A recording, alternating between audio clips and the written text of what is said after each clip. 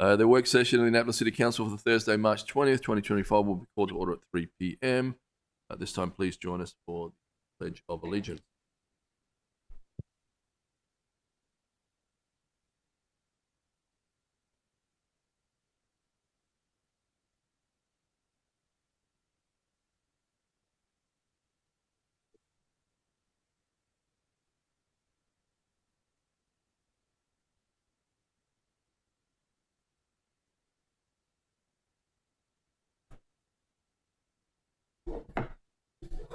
City Attorney, please present the first item.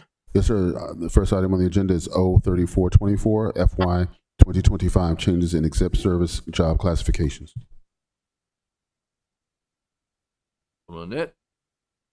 Mr. Mayor, I had a couple of procedural questions about this. The first one, City Attorney. yeah, it would be, well,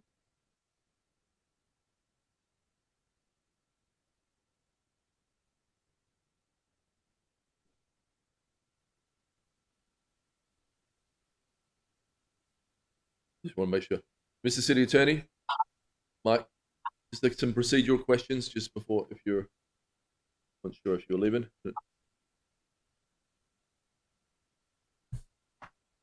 so the first question I have is, can we be doing an ordinance until the charter amendment is fulfilled, has gone through its 54-day waiting?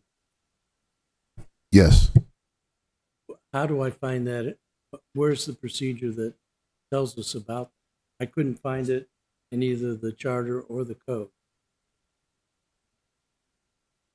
A procedure to do what? To make to amend something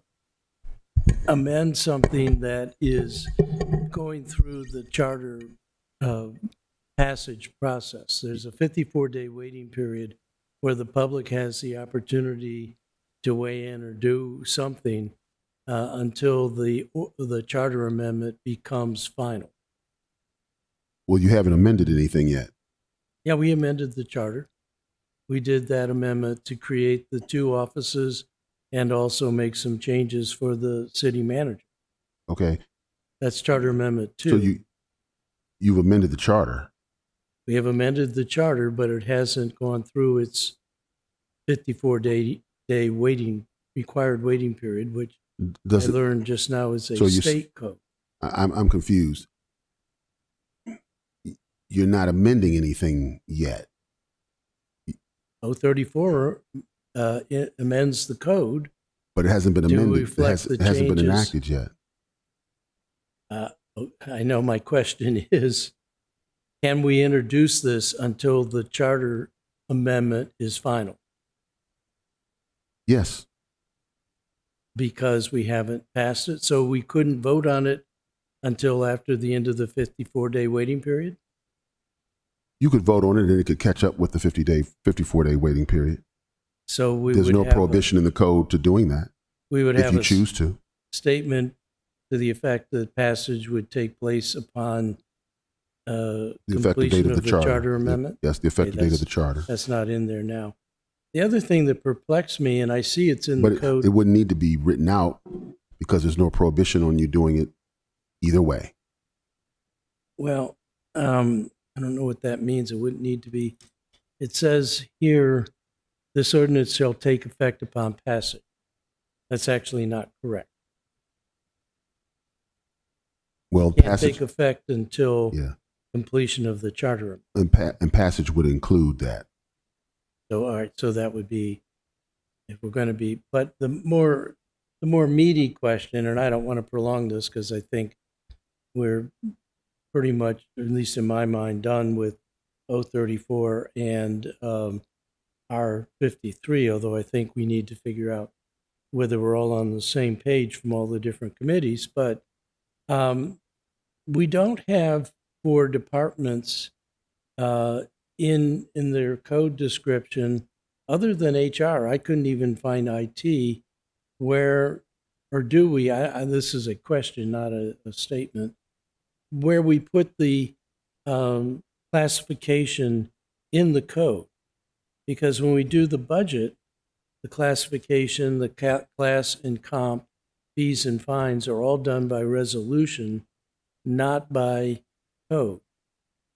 And so I'm wondering why we have it both in the ordinance and also in the resolution, when the typical way we handle that is, and I've always wondered why we do fees, fines, and class and comp by resolution rather than a code amendment like we do the rest of the budget. The rest of the budget are amendments to the ordinance. That might have to be a question I asked of Human Resources or City Manager. Yep, that would be fine. I see Rob and Sheila have already fallen asleep. Reading. Tricia Hopkins, Human Resources Manager. My guess is that over time, we've never, we adopt pay scales and we adopt a list of position titles in the civil service via resolution. What we know we have in the code with regard to exempt service is those positions are specifically listed in the exempt service section of the code. Because that's the difference, you don't have in the code proper the list of city titles for civil service. The mechanism would reasonably be a resolution in order to adopt a position summary, which is our practical administrative guidance for creating those titles, as well as adopting the pay schedules. So in this year's budget, if we make changes to the budget resolution that changes comp and class, do we also have to do a simultaneous code amendment because this is also in the code? If it's exempt service related and it's a change to a grade or a title that's specifically listed in the exempt service, then the answer is yes. If Okay. it's a title change for a civil service position, which is all that's in the summary, the position summary, then that would be done by resolution. Perfect point. That explains it. These are exempt positions That are in defined. the ordinance that you're looking Once at. they're defined, the resolution can go on and change classification or comp. Yeah, so just even- think of it in the separation is exempt service versus civil service. Right. So exempt service is going to be in the code. Civil service is going to be in the position summary. So that anticipates a question when we get to our 54. Correct. Yeah, all right. Yeah. Excuse me while my phone insists on chirping. Obviously, over time, working with this directly, your brain separates automatically, but I appreciate having the ability to explain that. Okay, that's all I had on 034. Okay, here we go. Thank you. I'm just, for clarity again, and I may have asked this before, what is the importance of changing these two offices to departments? They would still function the same, no? You'd still have the same staff with the same mission, goals? I don't believe that changes. You know, obviously, the reporting authority is going to be only the same by virtue of the fact that both IT, OITS, and HR report to the city manager now. The difference is that we are on par with department directors in terms of mission and importance. There are elements that change. I can speak to HR because we once were a department while I was here. And in the changes that are listed in that ordinance, you see some return of primary authority that had gone to the city manager because at the time it was changed to a division. You could not have a department be responsible for some of those functions. Now, that doesn't mean practically it's not operating that way. It just means that the way the code provisions are, we had to make adjustments to that. And I may have asked you this before as well, but refresh my memory. Why are we then not making OEM a department? It is Yes. already a department. Is it? It is already a department. Okay, yeah, I do remember. Yeah. I'm sorry. Why are we not making OCS, like Office of Community Services? I'm not the person to speak to that. Because I'm assuming something like this, which is taking you a lot of time and a lot of energy from other departments, only happens every once in a while. Obviously, we could create OCS as a department separately, Yeah. but wouldn't it make more sense just to make everything a department right now while we have this open? Well, what we found in the classification and compensation study was the comparators, specifically for information technology and human resources, the comparators were departments. Mhm. And so when you have that information coming through the consultancy, and generally what you're trying to do in city government in our charge here is who are our comparators? How do we stand in the market? You're also going to come back and take a look, is your organizational structure aligned with what it is in most other jurisdictions? And in fact, I think in most cases, every other jurisdiction, that was our comparator. And so the consultants came back with a recommendation that given that information, you would be best served to have them stand as separate departments. That's not what came back for Office of Community Services. It was not, in any comparisons, a standalone department. So I had two questions on that.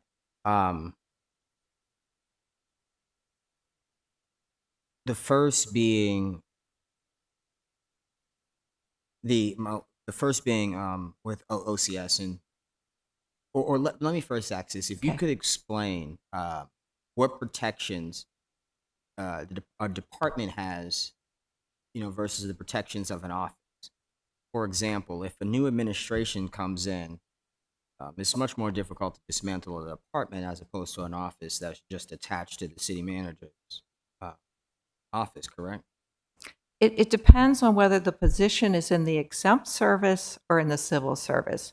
We have some positions that are in the mayor's office, and I believe also in the city manager's office, well, definitely in the city manager's office, that are in the exempt service. And if you look at that section of the code, you'll see exactly which positions those are. That's what's really the distinct difference. If somebody is in the civil service, they have all of the civil service protections that are identified in the code. They may have additional ones that are identified in collective bargaining agreements. They may have other. And we don't have that in OCS currently. Maybe You one. do have maybe- some maybe just- individuals who are civil service. Maybe just one, In OCS. okay, two. I mean, Michael Malinoff, city manager, if I hear what you're saying, if you made it a department, they would be exempt. And they wouldn't be.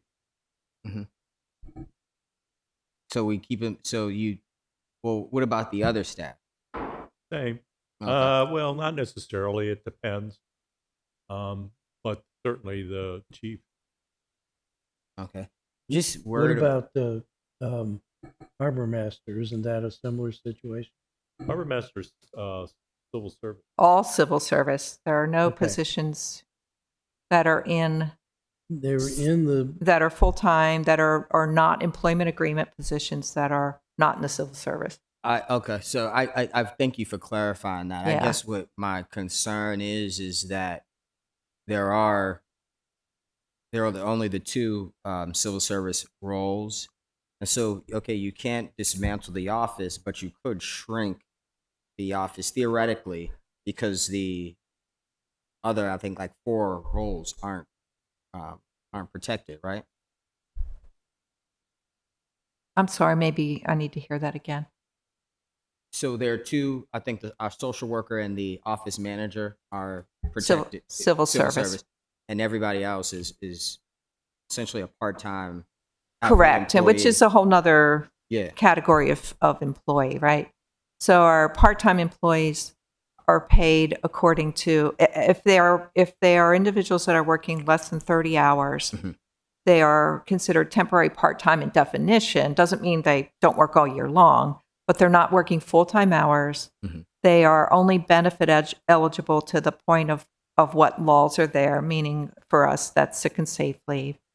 If the individual's working full-time and under an employment agreement, we would necessarily offer them health insurance, both medical, dental, well, not both, but all medical, dental, vision options to them.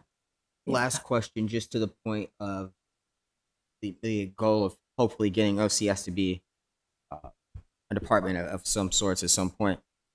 You mentioned that during the study they couldn't find comparable offices, everything. That were at a department level. Which Yeah. makes sense because I Yeah. think, one, most of our neighbors outside of Baltimore City they rely, and particularly on what this office, a social service like office, they rely on county resources. Correct. And so they would be referred to their Department of Social Services for their county. Us, a city similar to Baltimore, offer our residents additional or extended services through this office. And so I get that there are no comparisons in local Yeah. jurisdictions. Yeah. I would hope maybe in like a year or two, though, we could transfer them fully over because I think they do serve in a department-like fashion, and I think it would help them grow and be a little more stable. But Yeah, I and we appreciate it very much. Yeah, and we should be doing that kind of revisit, right? Periodically, so that we're making sure we're staying aware of And- what's going on in the market and what organizationally makes sense for us. Yeah, and there are some municipalities who supplement the kind of the core state programs that happen through social services and Department of Aging and the rest of them. City of Gaithersburg is one, and our OCS has been in close contact with them. They're structured in a very similar way to how we are. Their program is. Yep. Okay, what's it? Anybody else? Questions up there? All right, let's start the agenda. First item on the agenda, 03424, changes to exempt SEBs and job classification. 034, that we just did. Oh, sorry. Those were where Oh. I had questions Oh. about.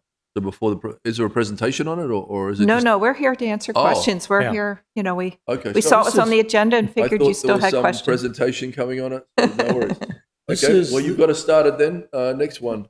This is the city council doing something unusual, talking to each other. Just, Okay. just for clarity, the amendment for 03421, Amendment 1 that the Alderwoman is sponsoring, because I sat in this on Rules and City Government, is she changing the definition to match what it states otherwise in the code, Alderwoman, or are you changing it to Assistant City Manager for Administration? I forget the reasoning behind Amendment 1. Alderman Finlayson. Yes, thank you, Mr. Mayor. The amendment is to change the language back. The proposal is to create an assistant city manager for administration. Our discussion evolved around what doesn't fit under administration, and is there going to be a need for an assistant city manager for operations, for example? Since we do not divide our departments in that way, then we felt that it should remain as it is with simply an assistant city manager. Okay, thank you. I appreciate that. Thank you. City Manager. Michael Malinoff, City Manager. The reason the consultants changed it is because the Deputy City Manager has particular tasks beyond that name, that title. And so they just were kind of expanding the definition of the Assistant City Manager to reflect that kind of setup. But Not that there's going to be any changes either way. To I was going to say the job description would still be Remain in the line so that the Deputy City Manager for Resiliency Resiliency. would be working on that, and right. the Assistant City Manager would be focused on day-to-day operations. Right. And they just said if it's resiliency on the deputy, then we should call this one administrative. And we created that position around the need to have a high-profile position in the city as federal funds were coming to different municipalities and different states and elevating the importance of resilience. All right. Next one is R5324, changes to executive pay range. Any? Oh, yeah. No. I don't have amendments in front of me. Do you all have amendments in front of you? There No are amendments? Okay. no, there's no amendments. This went before, if I may, Mr. Yes, Mayor, this went before several city council committees, at least three. I think two out of the three voted recommending no on this, but I thought it would be wise for us to take one more opportunity to come to why the no votes and whether there's something that can be repaired. I think we started to touch on it slightly with the director for human resources, in that this is basically a schedule that, and correct me if I'm wrong, is our exempt employees. And so I personally had two questions, which I will put forth now. One is, why do we need to have this as opposed to the exempt employees being at the top of the schedule for the Ps, the As, the non-affiliated, and so forth? And there may be arguments. I just want to do it. And then the second question, which is of a greater concern for me, and I think others, was a lot of questions about the pay level, both the width of the range and the pay level. And then I have a third set of questions, assuming that we come to some agreement on that there might be a desirability to have a pay range. Who decides what that particular exempt employee gets in the range? Who decides when they move to another level in the range? And is there, it does not feel like there's any involvement with the city council, just like there isn't with the union contract. But when it comes to budget time, we're handed those decisions fait accompli. So 3 questions. Why have this at all? What does it do for us? And then the pay range, and then what kind of input do we get in the pay range itself? For individual candidates, we get a new candidate in for the office of city service. And just to be clear, I don't have anything to do with that either, right? It comes through the city manager, and through the HR department. They know what the current market rates are, and they work around the parameters that they're given. So I believe they're just asking for parameters so that they can go out and try to recruit people. So it's not a mayoral decision. If anybody thinks that I play a part in that, and I'm sure that before me, the mayors did not either. So I knew that before you knew it. I just have a point of information. Yep. I was under the impression that R5324 was scrapped in its entirety, that the council had made clear that they're. That's on Monday night's council agenda. I thought that it came out of your committees, and did it come out with a favorable vote or not? No, I don't. It came out. Okay, it may have. I just remember that when this was initially presented, almost the entire council was opposed to it. So I'm think shocked they are. that it's even here for a discussion. We wanted you to make the adjustments that you needed to make for it, I would assume, right? So if you want to lower the pay scale, lower it, right? But there are no amendments, and so I'm. Well, Are that's there up- amendments for this? We'd like you to make some amendments if you need to. Right. we have at least one committee chair here. Did finance also take this up? I think it was assigned. Where did finance end with Alderman O'Neill? I was just going to say, when we last spoke about it at the 2 council meetings ago, we actually delayed vote on it because it had still needed to go through rules, which is why. Nope, we voted to not recommend it. Right. Okay. I'll let the chair speak. You have a hand raised. You're absolutely right, Alderman. We voted in opposition of this, of R53. And we didn't make any amendments to it.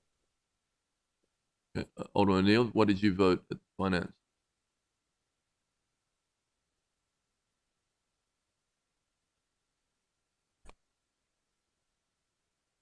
I thought you voted it through. That's what I heard. That's what I heard from Harry.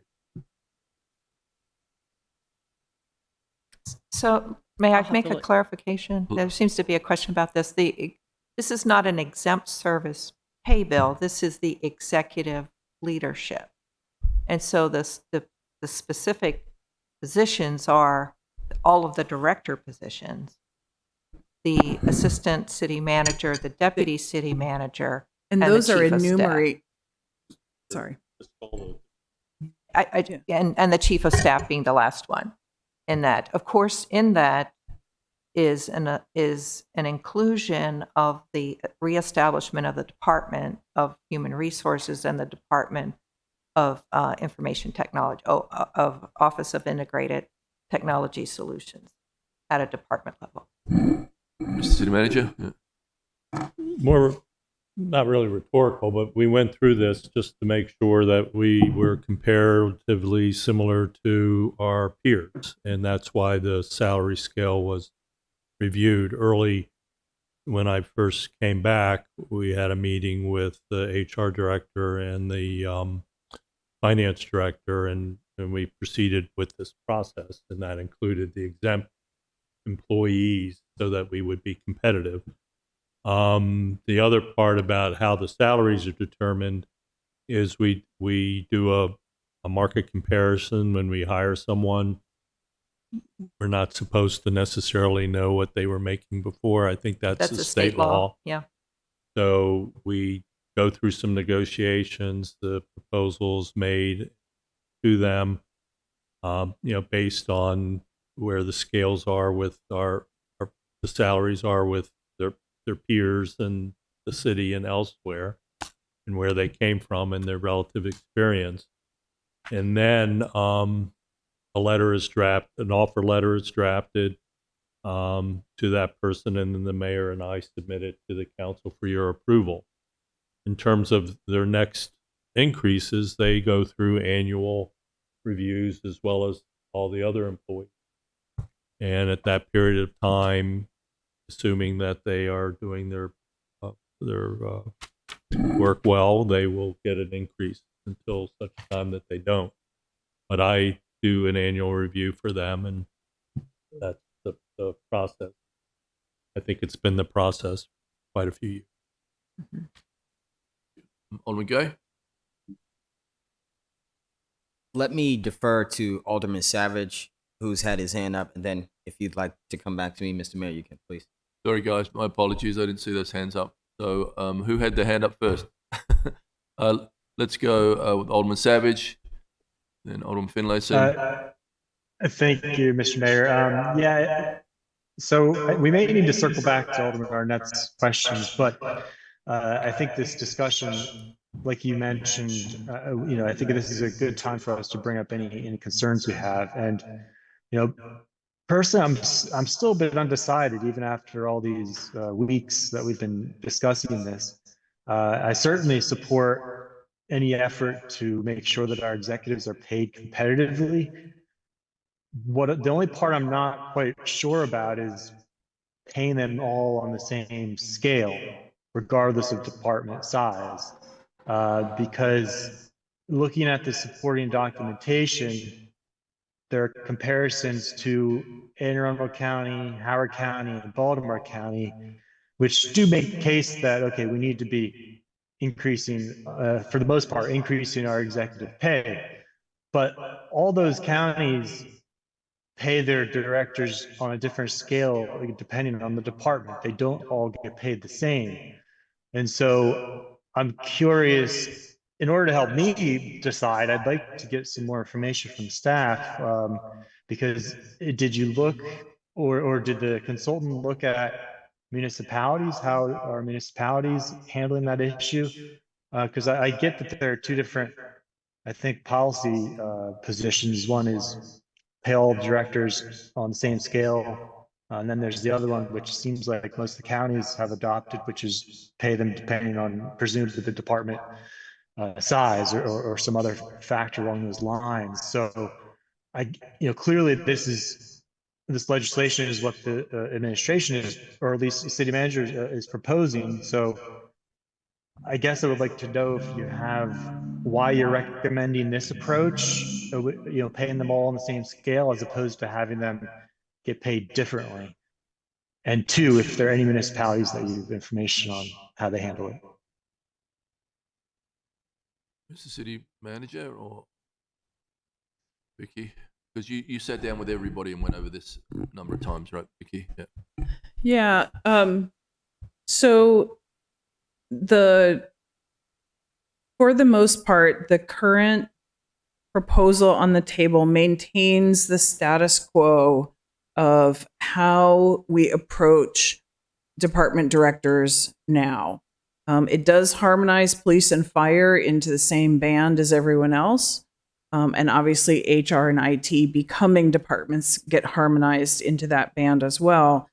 But right now, everyone else is already at that. Like, this is not, from my perspective, this is not a policy departure for the city. This is a maintaining of the current policy of having them within a consistent band.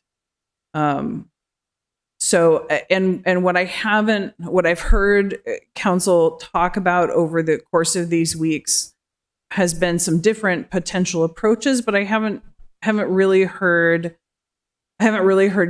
council coalesce around an alternate policy, which leads me to conclude that the current policy, there's some wisdom to the current policy of having them in the same, harmonized together in the same band. Well, I thought the purpose of the class of comp study was to look at how other jurisdictions are handling it, and to revisit our potential policies. So, we're only being offered one proposal here. I don't know. I don't know. It's a bit of a difficult thing So if you'll for the recall, council to decide on. Yeah, if you'll recall during the budget process, there was a first iteration of this E-scale that was more differentiated, that obviously got voted down. And so, in looking at the conversation at that point and the kind of the wisdom of the room, the place that we landed in this iteration was to maintain the current policy. Okay, so it sounds like that's being largely just based on, well, that's our current policy. It's not really looking at other jurisdictions, right? It's just, well, some jurisdictions obviously do choose this as a policy. Prince George's and Montgomery County both do that. So it's not like it's without precedence amongst comparators. And that's one of the questions that your consultants are always going to ask you. What is your pay philosophy? What are you striving for? And so we tried with great expectation to share as much as we could about what we've done in the city, what kind of direction we've gone in, what kind of ask the council has made over the years. And then with the comparators, looking at the comparators for what it appears to be their pay philosophy as well. And so it's a matter of landing. It's a matter of choosing and deciding both philosophically and practically where you want to set your pay levels.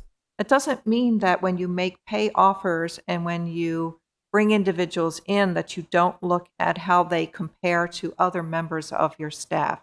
We're really careful about that because of pay equity is a concern.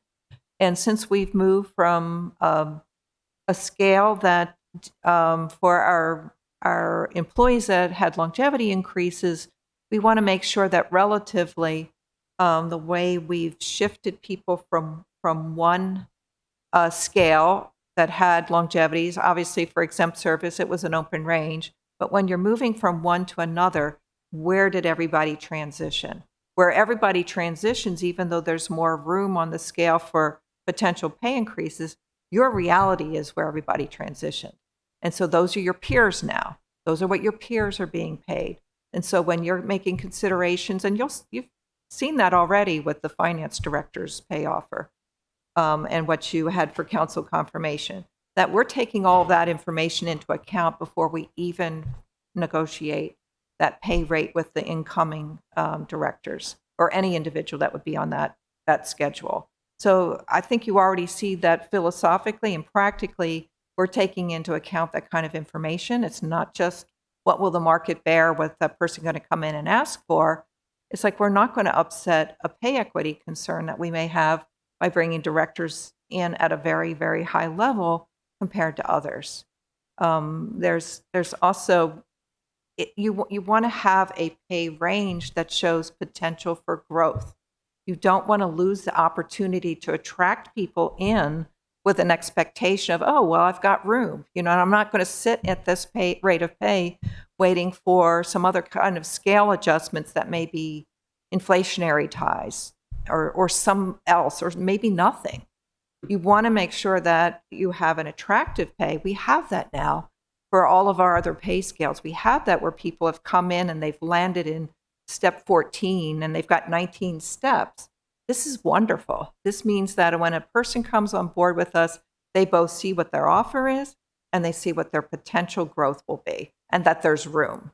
And so when you're making those kinds of decisions as a professional, and as, you know, keeping mindful of what the city's finances are and resources are, you're trying to balance that that offer with both an attractive offer but a potential growth. And so if we just flat out ignored that, go to the ends of a scale, we're not doing that. We're not doing that professionally and practically to make sure that we're using our opportunities the way they should be used. Okay, well, thank you. That does help a lot. Actually, does give me some comfort with this. And, you know, just to reiterate that point you made, that you know, HR does factor in, you know, the other department directors' pay and appropriate whatever. You make the determination as far as what's appropriate to. But this gives you flexibility. But I will say though, I mean, I've seen a number of positions over the years that have been hired at the maximum pay. And maybe that's a reflection of our pay scales not being, you know, needing this growth that we're trying to give them. I don't know, but I have seen that quite a bit over the years. That is what the pay data gave us, the compensation information provided us when we went out for the survey information. Thank you. That's all I have, Mr. Chair. Alderman Finlayson, then Alderman Gay. Right. Thank you, Mr. Mayor. My question for Mr. Melanoff and Ms. Buckland. I think part of what surprised us in roles was simply seeing the numbers and the range, especially the highest range. Mr. Melanoff, Ms. Buckland, are we currently using such a range that just isn't written out? Are we putting into place what is already the status quo, but now we have it in writing in front of us? Michael Malinoff, City Manager. No, we're using the scale that the city has currently. We can't go beyond that, and that's what's budgeted. So this would be new, and this is predicated on the research of our consultants and the discussions we've had with you all. Okay, because I thought I heard Ms. Hopkins say that we had been using a range. And correct me if I'm wrong, were we not using a range at all when we bring in, No, for example? we haven't been using an open range, but I'll let Tricia answer. So we've been using the scale that's in place. So the N20 scale has steps in it. So we are beholden to using the steps for both merit increase rates and for pay offers. So anything that any new hire that you're seeing at a director level, we necessarily have to use that scale and the steps as in the very specific dollar amounts that they are. What the consultants found is that we're we're a jurisdiction of one, in that other jurisdictions have open ranges for their executives, and even for positions below that. But clearly, at the executive level, they have open ranges. Okay, thank you. You're welcome. On we go. Thank you. I have a couple of questions. I want to support this and I want to go for it because I hear what you're saying when you're explaining to Alderman Savage that we got to stay competitive, etc. And let me just be clear that I'm understanding you correctly. You are looking at, other jurisdictions, etc., and just trying to come up with similarity. And I think he may have asked this, but let me just ask it clearly. Annapolis is different from like Montgomery County, a very wealthy county. And so if their city manager is being paid $294,000 and they have a much larger budget, how are you and the consultants using that comparable data to a much smaller city with a much smaller budget?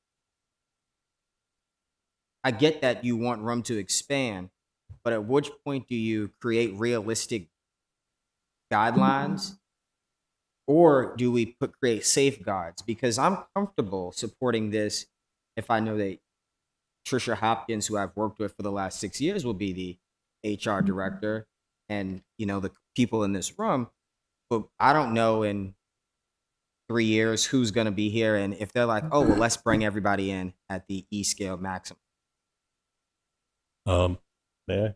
That's my Mr. first. Domenici. Michael Malinoff, city manager. Candidly, I really think you need to look at this not based on us. Who's in? You may dislike me and think 290 is too much, and you might like Trisha and think 290 is not enough. But it should be based on the position, and that's what we've done in evaluating the salaries and having them compared to our peers. And we're in a metropolitan area, albeit one that's going through some upheaval now with the federal government, where we have to be competitive on hiring professionals of good quality. And as the person who's involved in much of the hiring that we do at that level, that's the market we work with, and we don't get a ton of people. We get a few really good ones, but we don't get a ton. So it keeps us competitive.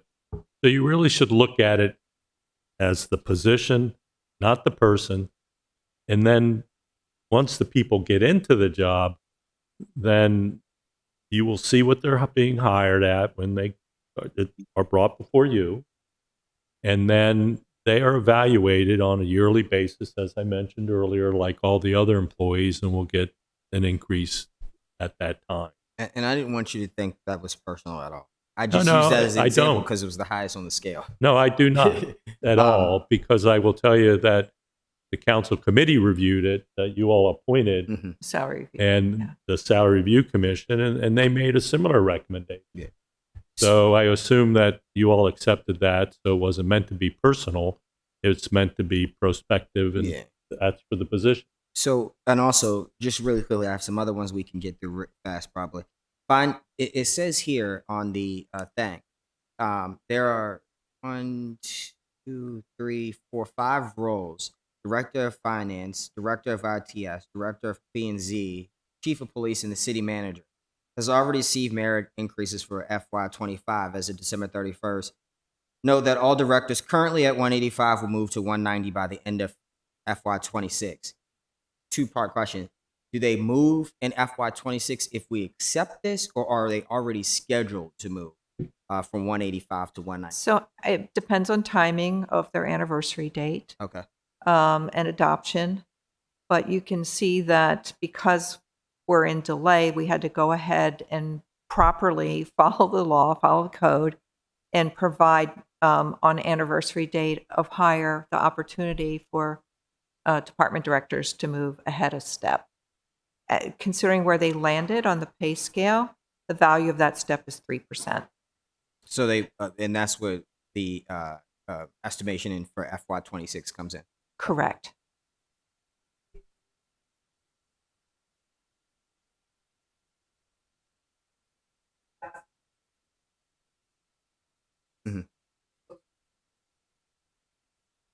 based on their date of hire.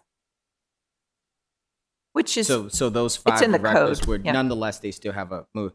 My question then is. Can't hear this, city manager. Oh, I'm sorry. I thought I had that on. Just saying that that's part of the normal anniversary merit increase. If you didn't pass that, those folks would still have an anniversary date. They would still be eligible for an increase.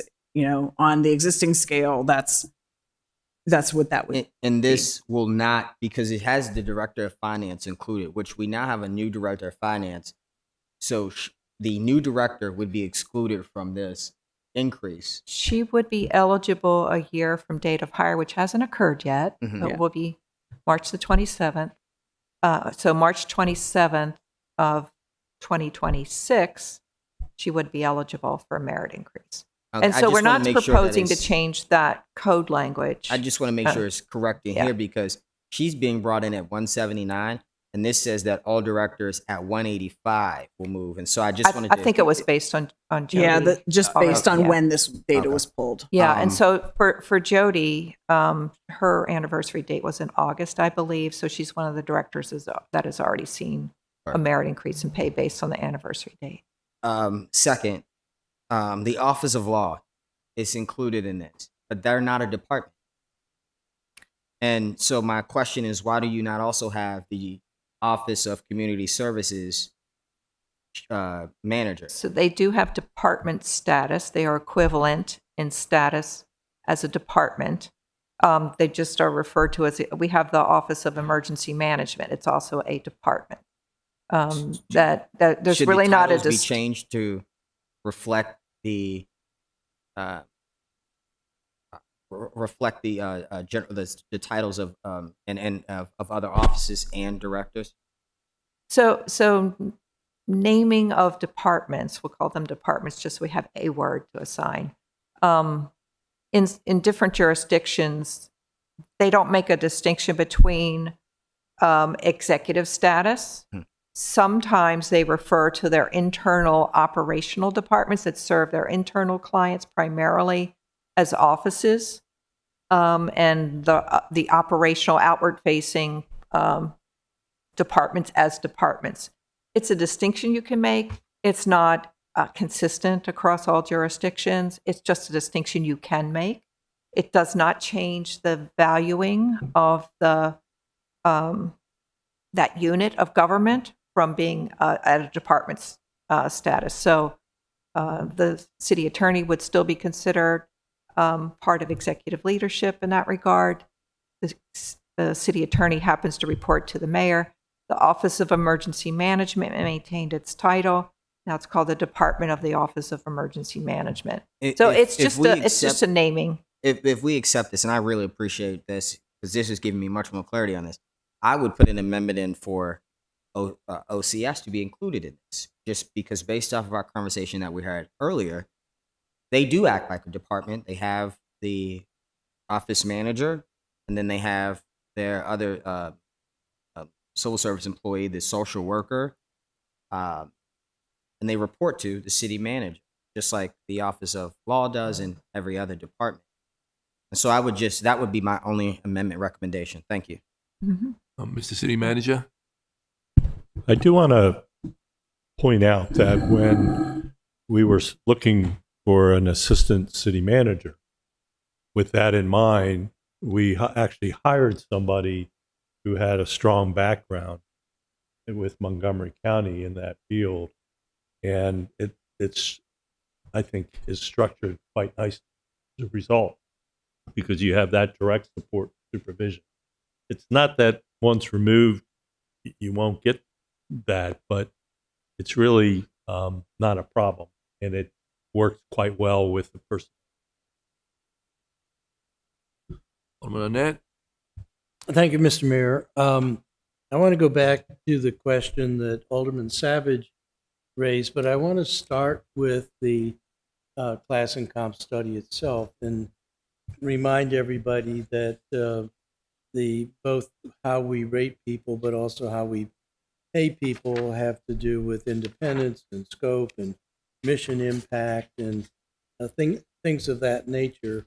And then I don't know how many of you brought with you this comparative sheet from the counties that have highlighting, but the thing that really struck me, and I want to thank the administration for giving us this sheet because it really is packed with information. But we're pretty much establishing for all the department heads a range of $160,000 to $140,000. That's an $80,000 range. But when you look at our comparators, primarily Anne Arundel, Howard. I don't know why Montgomery County isn't in this, but in Prince George's, you see a lot of positions that are, as Alderman Savage suggested, are in other places valued in a range that is much lower than the ranges that we have. I'm really surprised looking at Anne Arundel County and Howard County and Prince George's County, how low the range is for the Director of Transportation, and for those that want to see a much improved transportation system, we might want to think about what we're offering to attract people, although I think we have a very good transportation director. Same thing for central services, HR and IT and OEM, planning and zoning, and recreation and parks are all, and the city manager are much lower in our closest county, Anne Arundel County. And again, there could be reasons if you look at scope and impact, size of the operation, budget of the operation, why you wouldn't want to have a one-size-fits-all set of ranges. Now that kind of gets ahead of the question for me. It seems to me that we've heard that having a range offers flexibility in actually hiring. That's a good check mark for me. And it also offers, depending upon where we hire, headroom, so that we hire someone in the middle of the range, they can look forward to the possibility, assuming they're doing a good job, that they can move up in the range. One of the things that I don't think we've actually considered at all is these are at-will jobs. And they can come, they could be a job for 8 years at most. It could only be a job for 4 years. And I don't think I at least have calculated sort of what I would call a risk factor, which is come to work for the city of Annapolis for 4 years, assuming you perform well, possibly 8 years. But then you could be like all of the people out on the streets right now from Doge's activity. Certainly, when the new mayor comes in, that new mayor has the prerogative to select his or her own department heads and these other positions. So I looked at the class and comp study, and I really didn't find any meat that I could get into from that that would talk to about why not having. I think the HR director said that has been the policy for a while. Everybody, has the same pay scale at the top, no matter what the function is. I think some of the angst about accepting this is actually accepting an explicit recognition of what has been policy for a while. But I think the really hard nut to accept is $240,000. And I just have not had any constituent react positively to that, except for city manager salary. I think a lot of people understand city manager is something that has a lot of different requirements, really does require an ability to work with a staff with different technical skills, has to have financial skills, a number of things. And as the current city manager just said, it is hard to attract people for salary ranges that aren't really in the $250,000, $300,000. But still, I guess I'm seeing this as multiple parts. I can buy into giving the ability to hire somebody who's really good, may command a better salary. I can really hire into creating headroom that is an incentive for people that are hired in at the mid-range. That is why I asked the question, how do we decide and who controls? And it does seem that we're not involved in that process. That's fine. We're a legislative branch. But being able to go up to 240 in these times, I just don't, and I didn't see, I don't even see from this comparator table justification for going that high. Right, Neil? Thank you very much.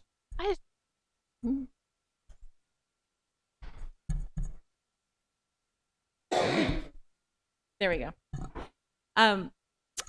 Can you just walk through, Trish, for me really quickly? We're talking about ranges, and the two most current directors that we've hired, when you look at what their salary plus benefits, it's actually over the top of the range. Can you just walk me through like what the salary is versus the benefits, like the value of benefits, and are executive benefits different than the different pay scale? So the benefits are considered non-wage compensation, and they wouldn't be on the scale, first of all. That's separate. I think the city is somewhere between 30 and 35% of pay is what is typically budgeted for each position, if I'm not mistaken. I mean, maybe you can help me with that. That's relatively true across the city. Of course, it's going to vary. You know, obviously, the value of your benefits is going to vary depending what people are making, but that's kind of the value of reasonable value statement on an average. With our directors, again, thank you for pointing out that, you know, they may not always have a great opportunity to be vested in a pension plan because the Maryland State Retirement System plan that they are expected to join requires 10 years for vesting. And so you have to, I think you need to also account for that as being an element for somebody that may not have the ability to enjoy a career that gets them to 30 years of employment that maybe another city employee is able to do and be given a much richer retirement benefit. So we also offer a 401a. So the city makes a contribution to a 401a. So the other party here, the employee, must do the same, make a contribution to that in order to proceed. So you're talking about those individuals that are confirmed by the council. It may not always be the history here at the city that there's turnover if there's an election change, but there's no way to know that for sure. And so when you put together a compensation package, you want to make sure you have some balance in it. With that regard, you look at paid time off, you look at other benefits that are obviously what you give to your civil service employees, but you want to look at what's going to attract those individuals to take those positions at that level. We have a confirmation process to go through. So what we present before you already shows, as City Manager Malinoff said, what we've already done internally to make comparison, because for us, equity matters. And when you're bringing individuals in, you want to make sure that your peers, that person's peers, are relatively compensated based on the credentials that they're bringing. But we also run into challenges because that's not always what somebody's asking for pay. And it's not always what the market out there, despite what we've gone through a market analysis, what the market might bear at any point in time. Sometimes it's an employer market. Sometimes it's an employee market.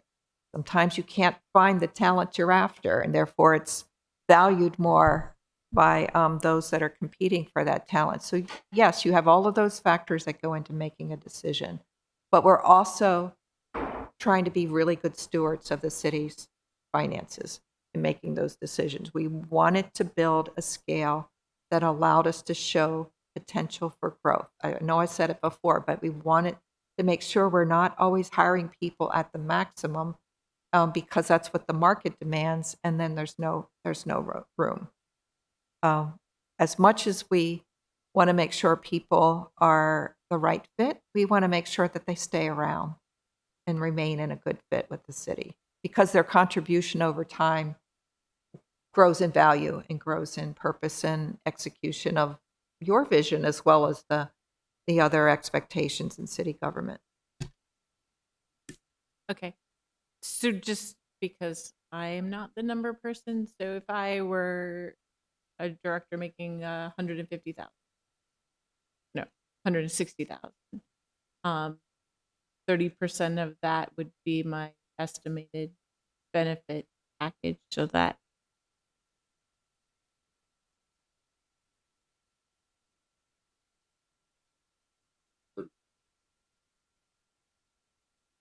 so 160 plus 38 would be my estimation of It's probably a little my total higher. pack.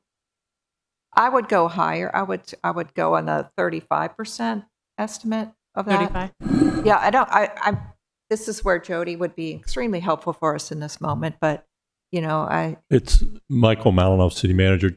I would say 30% is low, and then if you go to public safety, it's probably closer to 40 or 50%. yeah, because you have your police and fire pension, which is of greater value in terms of the payout. Okay.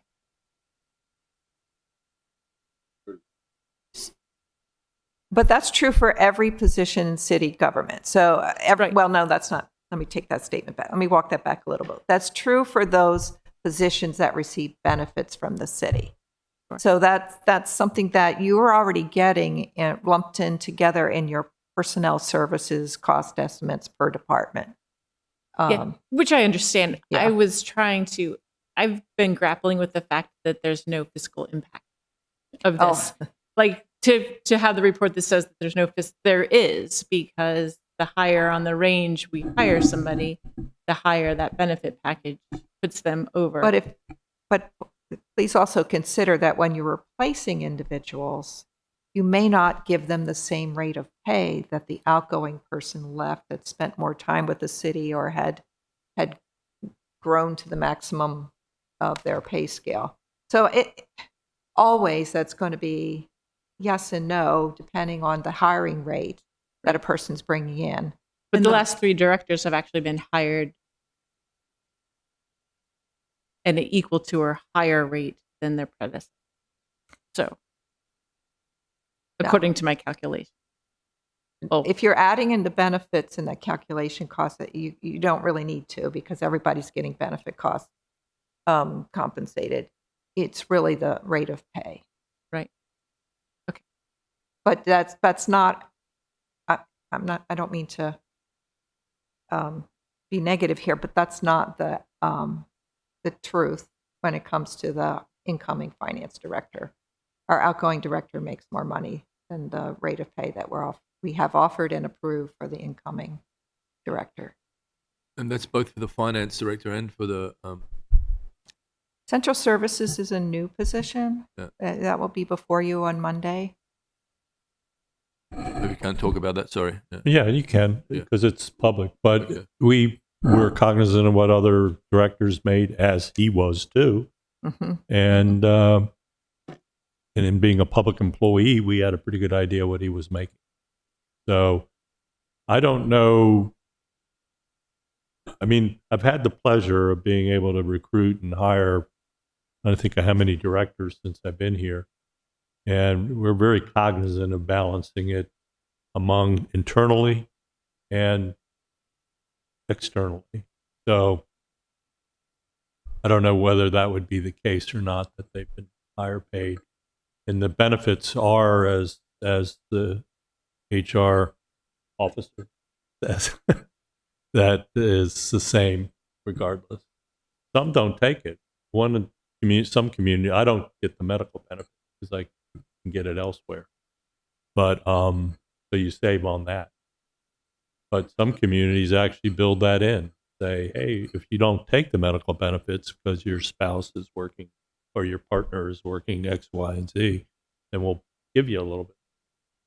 So it really, I mean, and not to wax poetic too much, but that's one of the reasons in the future when you make these decisions, you want to hire professionals in these positions because they will be cognizant of bringing in professional staff, not political staff. And not to say that political staff is bad, but in the director positions, you want them to be professional, not just somebody who wants to be that. Or the city manager is a professional, not somebody who likes the salary or thinks they can do it. And because it's a profession. And we go through that real balancing act as we bring people in. And I think we've done a pretty good job. And I think we've been able to keep directors around and recruit some pretty good talent. And the mayor, he keeps a sharp eye on it. We go back and forth a little bit, and I make sure he's fully aware coming in and that it's a good match. I mean, the other thing you look at when you hire directors is does it match the administration? Does it match the goals of where the city council is, what they want to do?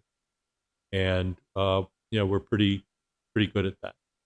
And I think we've done a nice, and internal candidates too. Think about your transportation director. That opened for quite a while. The acting did not want the position. We were actually advertising externally, and personally, I remember meeting the current director, and I said to the HR director, "Can you send me his resume?" And I looked at it, and I said, "Wait a minute, this very personable, professional person is equal to or better in background than the people we're getting as applicants." So we recruited internally, and we went through a balancing act of salaries with that too. Mm-hmm. And a point there is their deputies may be making at the top of their range. So you don't necessarily want them to come in below deputy. So it's not it's an art and a science. Yeah. Thank you. I'll end at that point. Sorry. Thank you. I appreciate that. I just, like I said, running numbers and trying to figure out, and when we compare against other jurisdictions, we kind of do have to compare the benefits package versus, I don't know what PG County has as a benefit package. How does their health care compare? I know that those vary as widely as well. That's just something that I think that we're also taking into play. Thank you. And before I go to Alderman Gay and Alderman Finlayson after that, since I've been here in 7 years, we've gone through 4 city managers, 4 planning and zoning directors, I think 3 public works, 3 city attorneys, on a second transportation. So there is a massive turnover, and when you take a role on, you take it sometimes at your own risk, right? Luckily, I think we've got stability here, and there'll be stability in this next election. But I assume so, but you never know. So just to show, that's a lot of turnover for some of us that have been here this last 7 years. Alderman Gay, sorry. Thank you. That kind of did answer one of my questions. I'm just like, how often do we have a change in directors? I forget that, we have had 3 city managers, etc. Questions I just need a little clarity on that that have come up during the thing. So do we get return on investment from benefits? So for example, Ross may use his health insurance a lot more than I do. So how is the city getting a return on that? Or you just, is there ever any, I'm only asking me because he mentioned that, standard of city employees like 35% of benefits and the public safety is 50% on top of X salary. I'm wondering if there's ever any return on investment. So that's really not how you measure use of benefits, because we're all, any insurance program, we're You all gotta pay paying in into to it, exactly. support the whole membership, all the covered lives, because we're also talking about spouses and children and individuals that are allowed to be covered. So we don't ever differentiate between what we would call our high claims Mhm. numbers and whether that individual is getting a better return on their. Is it illegal there to are- do that? Yes, Okay. actually, there are some discrimination, and not discrimination in the sense of EEO or protected classes, but whether your health insurance makes distinctions between who pays what based on their usage. And so we're very careful not to do that. But we when we set our health rates in the incoming years, we have to look at our experience, and we have to try to, based on that experience, make some kind of projection as to whether we in fact have enough contributions that are coming from the employee and from us as the employer to cover those costs. All right, and just two really other quick ones. The first is, if we pass this, will it get rid of the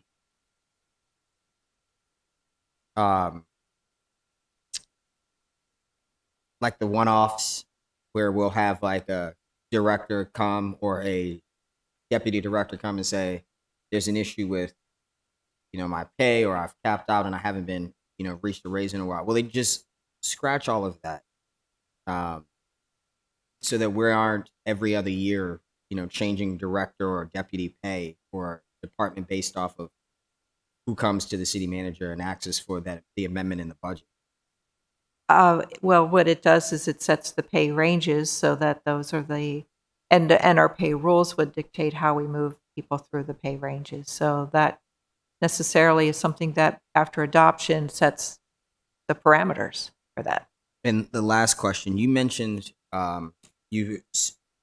because it takes 10 years to get vested, you offer the 401k to the directors. It's a 401A because it's a public, 401A, I'm sorry, but it's too. the same concept of And invested. is that only offered to the directors just because you stated they don't have the possibility to potentially be vested? It like is a long-term it is employee? offered to directors and those that are confirmed by the council. So only those positions that go through council confirmation Mhm. are included in the plan. My We can't expand it beyond that. last point, really. I think if we do pass this, we have to then, or maybe you put an amendment in, you have to pay all hourly employees $25 an hour, which pretty much all research shows is a fair rate to live in Maryland on an hourly, when you're working an hourly job. And so I'm fine if, the director of so-and-so makes $195,000, but I also expect the front desk attendant to make $25,000 so they can eat as well. And so I want to support you, and I want this to work, and I want us to be competitive across the board. I you know how I feel about pay disparity, and so Yeah. Thank you. Thank you. Alderman Finlayson. Thank you, Mr. Mayor. My question has to do with civil service employees. The law department does not answer to, or the city attorney does not answer to the city manager like all other departments. Within that department, by example, there are civil servants. How do they square out compared to the employees in the other departments who answer to the city manager? Are you saying that there are other employees in the Office of Law that report to the city manager? They do no. not. May I, Alderwoman? I think the idea are the salaries reviewed and the scales similar in the Office of Law to the other non-Office of Law. Thank you. No, nobody was excluded from that. So we're talking about pay comparisons that go across the entire city, inclusive of the Office of Law as well. Okay. All right. Thank you.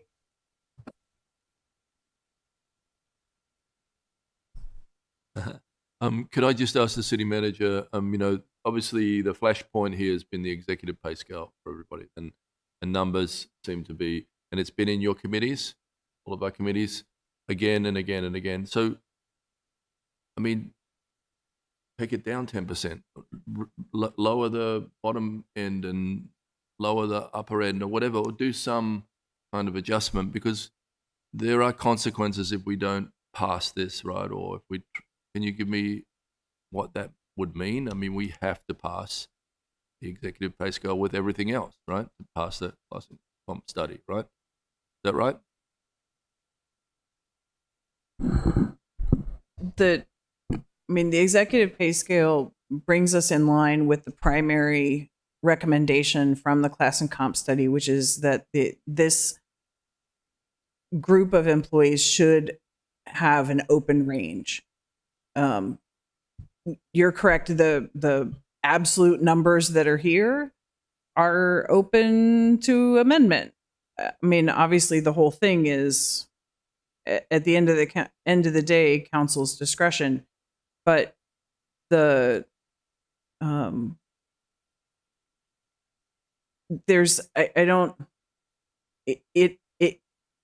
certainly can be amended. The thing to remember, the primary recommendation from class and comp was the structure of an open range.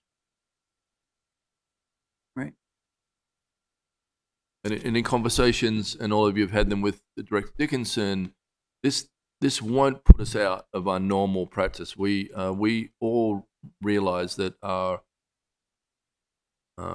wages go up around 3% a year, some kind of number like that, and it's kind of has been here for the 7 years. It's what goes along with our policy, our union negotiations, all those sorts of things bring us in that range. It's different to the private sector, but no different to other government institutions, I think. I mean, it's in line, right?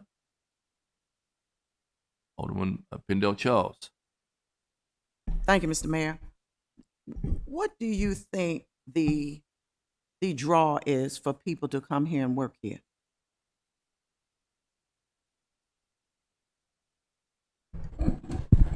Michael Malinow, City Manager, to work with you all. Yeah, the council. Now, that's the easiest answer of all. We don't have anybody. You don't want me to go any further, do you? Yes, I do. You know, I think the key is obviously a balance of wages, benefits, work environment. I think we've had relative stability over the last several years in directors, because if you remember, we've done some retreats with the council and staff, and have worked hard to try to bridge those kinds of communication issues. But beyond that, I think what interests people that the consultant brought up too is that we're a little bit of a unicorn. We're a unique city. We are a full service smaller city, which is unique in Maryland. Many, if not most, if not all the cities don't provide the range of services we do. Certainly in the DC area, they have Maryland National Capital Park Planning, WSSC Water, Suburban. So they are all kind of have bits and pieces of it, but not all of it. So I think that also adds to it. And then we have the ambiance of being here too. The problem with that is, and I've seen it over the years, is balancing that to a really rising cost of living. With all that being said, and that's what this is about, the cost of living here has changed a lot over the years since I first came here to now. And that's kind of why we are here. So you have all that. You have a great mayor and council. You have a good team, a unique city, but we got to be able to afford that our people can figure out how to, live in the area, because it's expensive. Is that what you're gaining when you ask people and you talk to them at the exit interview when they leave? Do you all do exit interviews? What are the reasons they're given for leaving? Because the mayor just rattled off as many planning and zoning directors and public work, and that's not because of me. That's because of you guys. Yeah, I can say with the directors, it depends. Jody's leaving because she's at the end of her career and is choosing to want to scale down. That's Director Dickens. Others, it might not have been quite that same charitable reason. But I Well, think, what are they? well, sometimes it's the work environment can be difficult, challenging, and that's what we worked on the last several years, if you think about it. And you all adopted that code of civility among yourselves, and then we met with, the So that's an impediment, the code of civility? no, it helps. Oh. It helps. Okay, I was wondering. It's because you all are so kind. But more seriously, though, the woman who did our retreat is now the executive director for ICMA. So we brought in talent to try to get everyone to work together and understand a common goal and not feel like we're rivals, and that we're a collaborative work environment. And that's something that I think you need to be really aware of going forward, is to continue that. I've been here during a transition of mayors where there was a bit of a, people were being let go. It was not a fun time. So no one's leaving because of the salary? If that's your question, I don't think that's come up At the director level? director level. I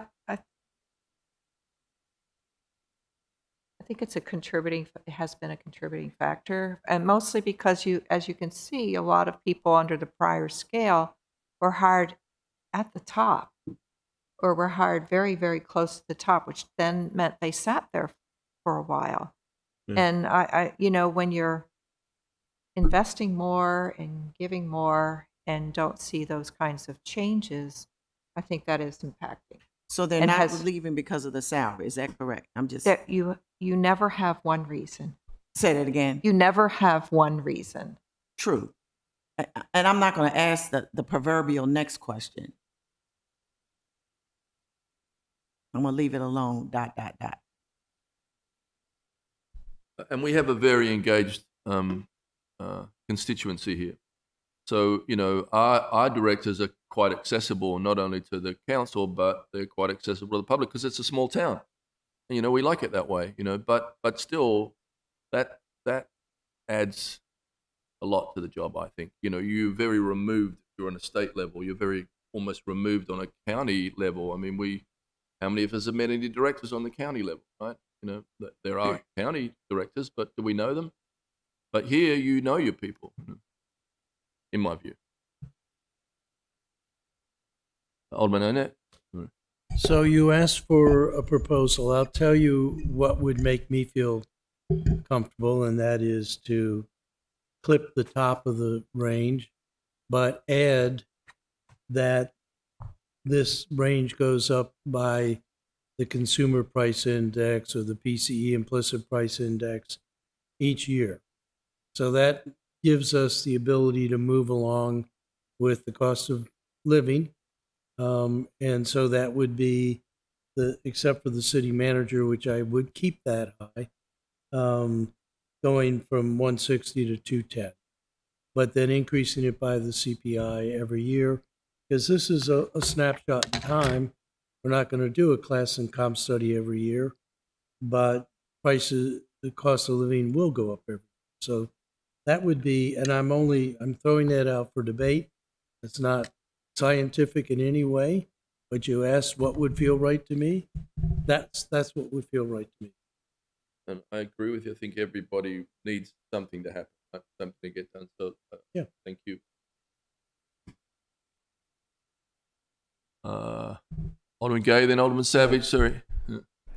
I would say the opposite, just based off of what Alderman Savage mentioned earlier, and then obviously the links that that you all provided.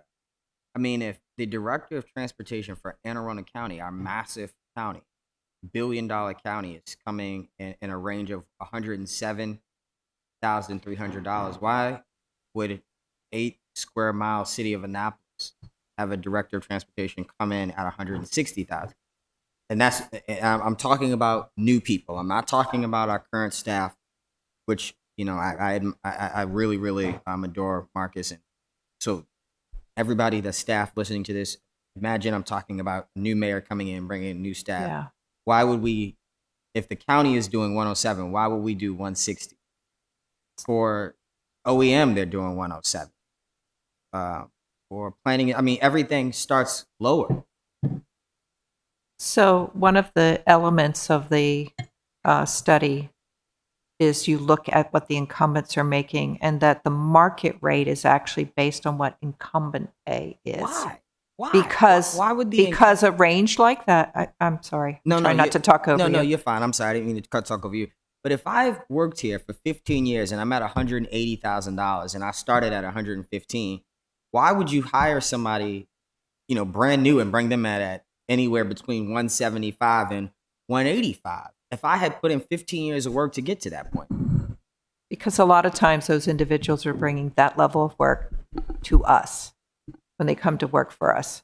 So what you may see as a range in a lot of jurisdictions, they may never ever touch the bottom, even anywhere near it, because what they're bringing in is the talent and paying that talent at what their value is. And so I hate to say this, but a lot of times the lower range is an artificial number because it's not consistent with what people are really being paid. And so part of the consultant's work was to get actual pay information and use that. And that ended up being more of our market analysis information because it is what people are being paid and therefore what the market is expecting and is bearing. And so then that's what gets used as the identifying information. And the feedback to us then was, okay, this is what the market is. Where do you want to be relative to the market? And that's when we talked before, we were giving you an overall assessment and review of the study, was that the city chose 50% of market. You can choose 75% of market. You can choose 100% of market or any variation thereof. But we decided that a more reasonable thing to do was to choose 50% of what the market was actually providing, actually compensating individuals by who held similar positions in our comparative jurisdiction. So the 107 is just an it's the bottom, but they essentially would only use that for an undergrad. Or maybe they just couldn't find anybody at all, and they were trying to find a way to bring somebody in and train them up, or otherwise provide them an opportunity to grow. Well, I think if we're taking vote on do we want to cut off the top or do we want to cut off the bottom, I would be at the bottom. I keep the top at the max that you could put it at to give flexibility, but I would not bring them in so high. But I understand your point now, and and how people negotiate salary. Right, and it's still, again, if you what you're trying to say is this is how we value the position. Part of what people see when they're applying for a job is, and do know how to apply for jobs and see what offerings there are out there. They will look at the full range. They will look at what you're willing to pay, and by that they are also determining if you, as an organization, are valuing their talent. And how you value their talent with your range. And do you also see, like I was reading, and this is my last point, that there is also a major difference in how millennials approach jobs as opposed to, what is it, Gen Z? Or, for example, like millennials have a much higher turnover rate because if they don't find satisfaction in a role, they don't believe that they're being paid adequately, they'll leave. And I actually was reading I think it was like 30% difference in the generation and how longevity at a workplace. And so do you expect that to change then over time? Because now I don't want to be ageist here, but phasing out of much older, population that it's the gray tsunami. Yeah, they're retiring, so now you're bringing in younger workers. So maybe in 5 years we will be at a much lower rate because the experience will differ and there'll be a new workforce. And so maybe hopefully there is like light at the end of the tunnel that we won't just keep going up and up. Yeah. Thank you. Alderman Savage. Thank you, Mr. Mayor. Yeah, so I'm happy to entertain any kind of amendments or alternate proposals that our colleagues may present on Monday. But I mean, at this point, I'm inclined to support the legislation. This does, as the HR director states, it does reflect a longstanding policy. So I do accept HR and city manager's explanation that they do factor in many things, including size of department, pay colleagues, experience to ensure the salary offered is fair. Right?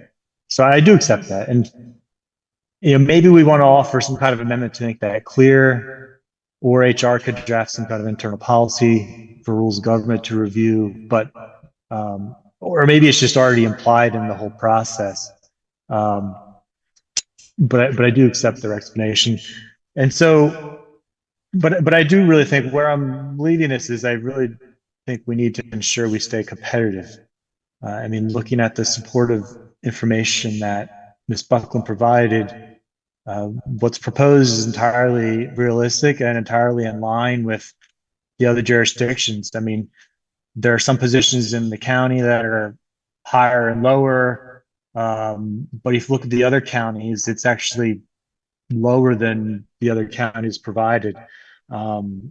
So, I think the data just doesn't support or justify reducing the pay scale from what's proposed. So, I think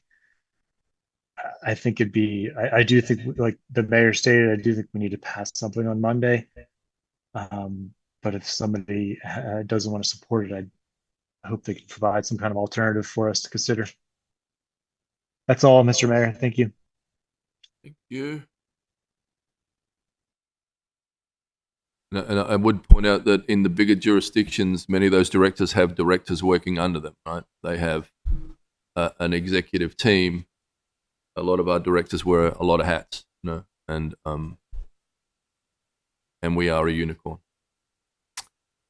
On my net. Before we sign off, I want to make sure on our 54, the Rules Committee, with the participation of a number of council members, came up with a lot of changes to the schedule that seemed to be acceptable to some extent, at least by the administration. I really am wondering what's going to be presented at the council meeting. Are we going to be presented the list of amendments that the Rules Committee agreed to? Is that the game plan, or what are we doing Monday night? Pardon me? Oh, well, let me see. Let me get it.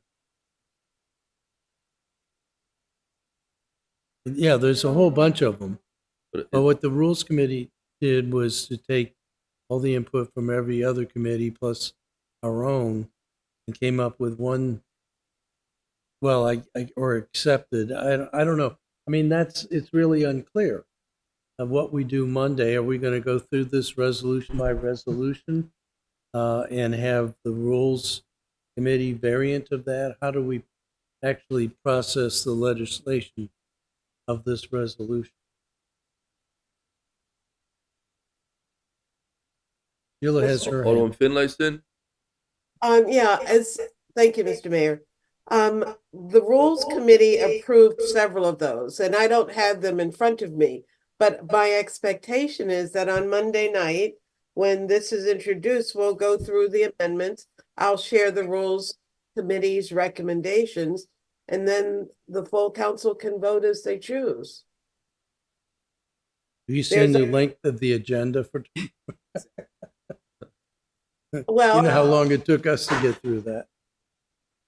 Well, but we can explain, Alderman Savage, Alderman Huntley, and Alderman O'Neill can, clearly explain their amendments. There's only one rules amendment in the whole lot, which is amendment number 7.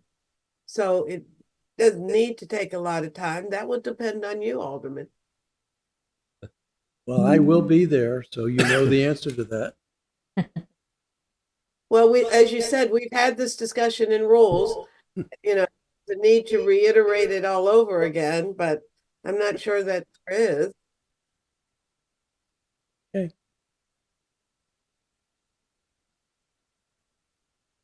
Okay. R54. I'm sorry, Alderwoman. My only question on R54 is if we could have I see the grade change, but I'd like to see the range change for the 14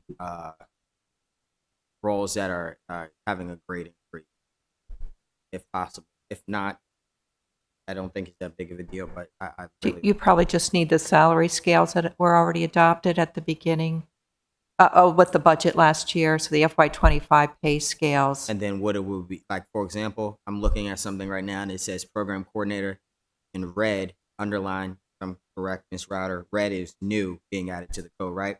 So it'd be program coordinator, new title, and then it says N12. So the N12 grade on the FY25 scale for the non-represented employees is what you would look at. Oh, If you need email us me? to send that to you, we That'd can be do that. Yeah. Awesome. And any other questions on R5424? Okay. Anything else for good order? Sock burning at Eastport Yacht. Yeah, speaking of Eastport, too. Yeah. And Annapolis Running Festival, Saturday morning too. No, I'm starting it. Are you running? I'm gonna walk it, run it. Are you running? 5K. All right, me too. Okay. All right. You know you would without any training. All right, mini agenda. Thank you. Go on.